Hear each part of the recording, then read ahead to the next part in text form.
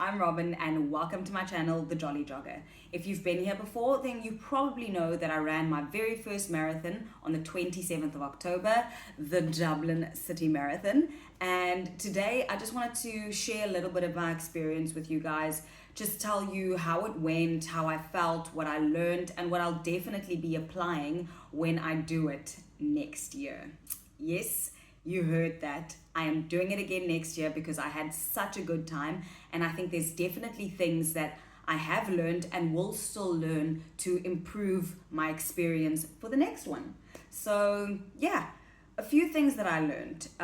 First of all, when I got there, I didn't wear the big jacket that I was wearing in the morning because I just wanted to get rid of everything that I wasn't going to be running with, because I didn't know that beforehand you can actually get rid of it on the way to the start line. So what the marathon organizers do, it's absolutely brilliant. On the way to the start line, you can drop off any extra clothing that you don't want to be wearing when you start your race, and they will donate that to charity. So not only can you keep warm, because October isn't the warmest month in Ireland, and this particular day wasn't warm at all. It was quite overcast, a little drizzly, so I could have done with wearing an extra layer on the way to the start line, but I actually didn't. I got rid of all of it beforehand because I didn't know that I could do that right before the start line. So yes, if you're going to be doing the Dublin Marathon, and I don't know if other marathon organizers also do the same thing, they should if they don't, but because I think it's brilliant. But if you are planning on doing the Dublin Marathon, you can definitely do that.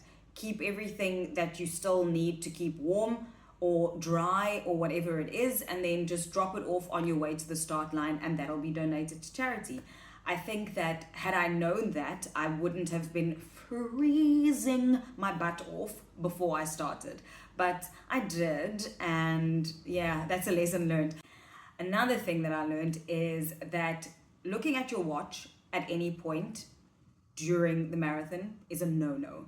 Now, I was very good with this when I started. I would say the first 20 kilometers were extremely comfortable for me. I felt strong mentally, physically. I had a really good time. I was taking in the crowds, high-fived a few kids along the way, sang along to different music that was playing. I had a really, really good time. I didn't even realize that I'd gone to 20 kilometers until a few kilometers in. I saw the halfway point sign, and I was like, oh gosh, I've gone that far, and I didn't actually feel it. But after that, I think it was closer towards the 30-kilometer mark, I started looking at my watch, and that really, really impacted my mental performance, because 30 to 35, up until I saw my fiance and family close to the finish line, were torment, absolute torment, because I kept counting down the kilometers. I kept looking at my watch. I kept telling, and I thought at the time I was doing something helpful. I was like, okay, well, it's only 10 kilometers to go or whatever, but it felt like the longest 10 kilometers of my life, all because I looked at my watch. But if I had just not looked at it like I did in the first about, I think it was 20 to 21, maybe 22, I'm not 100% sure, but that first portion of the race was absolutely amazing, because I wasn't bothering myself with distance or time or anything other than enjoying myself. And when I started looking at the distance and I was like, oh my gosh, this is awful, that's just when it all went downhill. But anyway, a nice thing about the Dublin Marathon is, I think they call it the friendly marathon, and they are spot on. When I was feeling my lowest, when I was feeling like giving up, the crowds were phenomenal. There was a woman who literally saw me stop, and I think I had a look on my face like I wanted to cry. And she saw me stop. She came up to me and actually spoke to me and said, you can do this. She encouraged me so much. A complete stranger. She didn't have to bother with me, but she did it. And that's one of the things that really pulled me through that marathon. The crowds are absolutely incredible. If you don't have anyone who's going to come to cheer you on, Or if your people won't be able to go to multiple viewing points, then I strictly advise you actually to get your name on your number or on your t-shirt or anywhere that's visible where people can see you and engage with you and encourage you, because it really, really, really does make a difference. And that's probably one of the best parts of running the marathon for me, is the crowd, the support. It was incredible. I've never experienced anything like it. It's honestly like you're a superhero. People come out of their houses on a random Sunday to cheer on a bunch of strangers. It is incredible. Like honestly, they're doing the Lord's work, and I cannot thank every supporter that was there, whether they were there for me or for anyone else.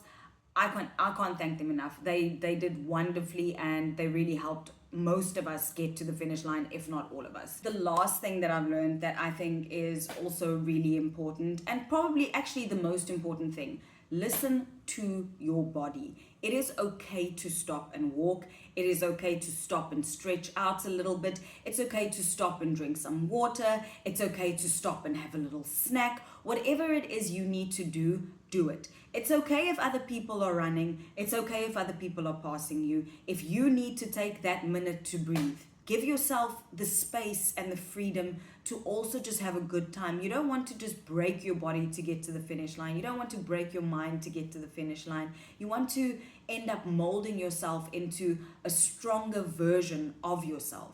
You want to cross that finish line going, wow, I did this. And I did it in a way that didn't harm me mentally and physically. And that's the beauty of finishing a marathon. That's the beauty of finishing your first marathon. So just remember to enjoy yourself. Remember to give yourself grace. Remember to be kind to yourself.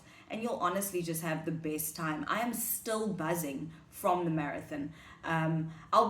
What I'll do is I'll put up another video where I share with you guys how I've been dealing with my post-marathon recovery, and hopefully what I share with you then could help out anyone who's either going through the same thing or will be going through the same thing.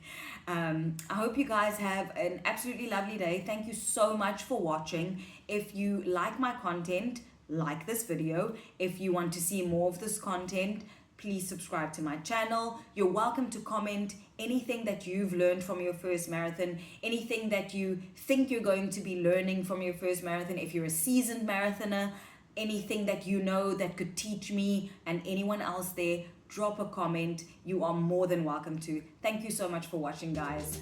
Peace.